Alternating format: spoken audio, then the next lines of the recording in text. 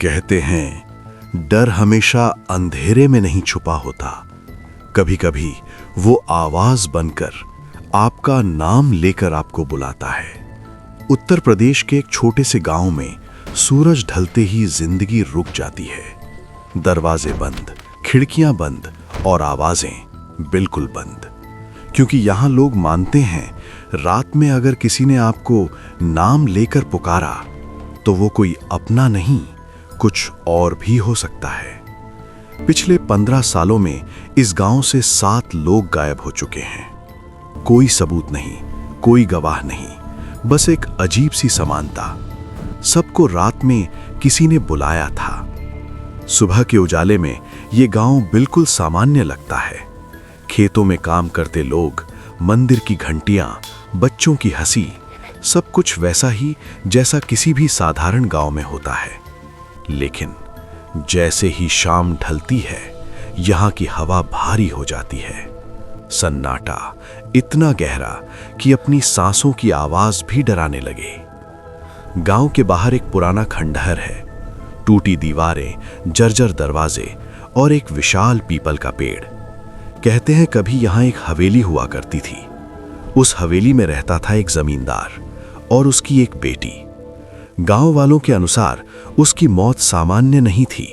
उसकी आखिरी सांसों में दर्द था, गुस्सा था और एक अधूरी पुकार थी।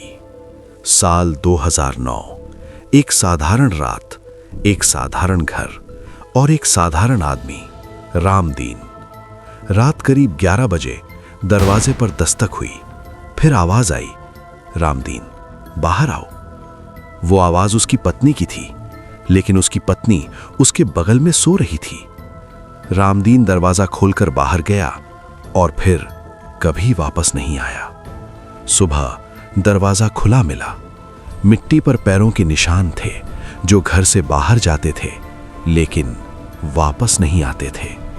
उस घटना के बाद डर ने इस गांव में घर बना लिया। लेकिन कहानी यहीं खत्म नहीं हुई। अगले कुछ सालों में 4 और लोग गायब हो गए। हर बार एक ही पैटर्न, रात, दस्तक, अपने किसी प्रिय की आवाज और फिर हमेशा के लिए गायब। धीरे धीरे गांव में एक नियम बन गया। रात 9 बजे के बाद कोई बाहर नहीं जाएगा। अगर कोई नाम लेकर बुलाए तो जवाब नहीं देना है, क्योंकि यहां आवाजें भरोसेमंद नहीं होती। गांव के बुजुर्ग कहते हैं खंडहर में भटकती आत्मा लोगों को बुलाती है। कहानी के अनुसार जमींदार की बेटी ने उसी हवेली में अपनी जान ले ली थी। कहते हैं मरते समय उसने कहा था, मेरी आवाज किसी ने नहीं सुनी, अब मैं सबको आवाज दूंगी। क्या वही पुकार आज भी गूंज रही है, या फिर ये सिर्फ डर की कहानी है जो पीढ़ियों से दोहराई जा रही है? लेकिन साल 2022 में कुछ ऐसा हुआ जिसने इस रहस्य को और गहरा कर दिया। एक लड़का जो 3 दिन पहले गायब हुआ था वापस लौट आया। उसका नाम था सुरेश। वो रात को अपनी मां की आवाज सुनकर बाहर गया था और फिर गायब। 3 दिन बाद वो उसी खंडहर के पास मिला, जिंदा लेकिन बदला हुआ। उसकी आंखों में डर था, जैसे उसने कुछ ऐसा देखा हो जिसे शब्दों में नहीं बताया जा सकता। उसने सिर्फ एक बात कही, वो मेरी मां नहीं थी, वो मेरे डर की आवाज थी। उसके शरीर पर खरोंचें थीं और उसने बताया खंडहर के अंदर कोई दिखाई नहीं देता, लेकिन हर दिशा से आवाज आती है, धीमी, फुसफुसाती, आपका नाम पुकारती हुई।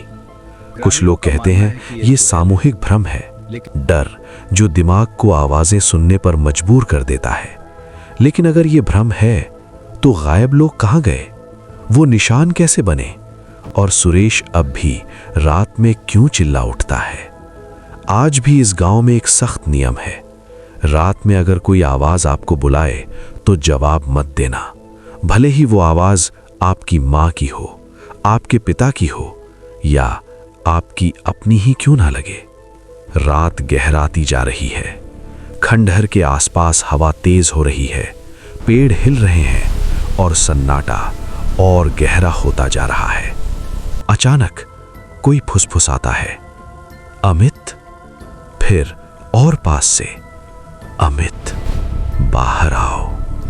आवाज बिल्कुल असली, जैसे कोई अपना दरवाजे के ठीक बाहर खड़ा हो।